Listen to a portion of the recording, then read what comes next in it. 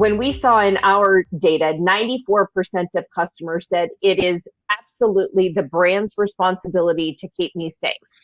Even when it comes down to, we offer you the complicated passwords.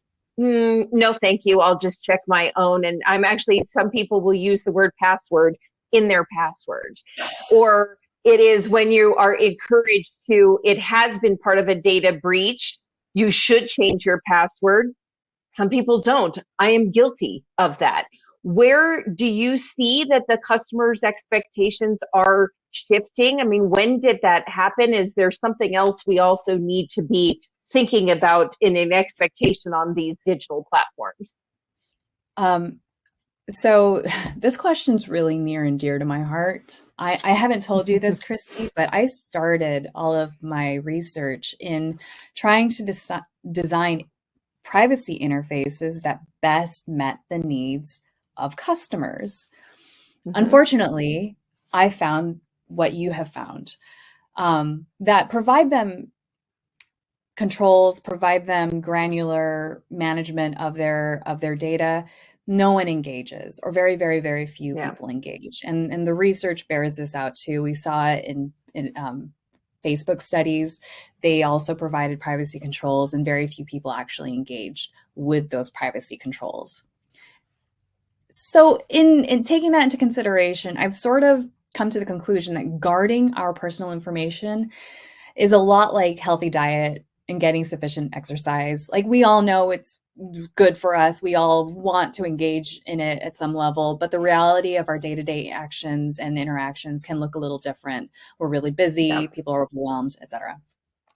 So although the majority of people are concerned about how their data is being used, very few actually employ the privacy controls in place. And I think this is in part, I'm keeping a stubble over those, a result of declining trust. And this is unfortunately that consumers feel that their efforts are somewhat futile, that regardless of whatever action they take, that their data is going to be compromised or it's going to be lost in a breach, etc. And that you're already in possession of their data. And so what will their efforts matter?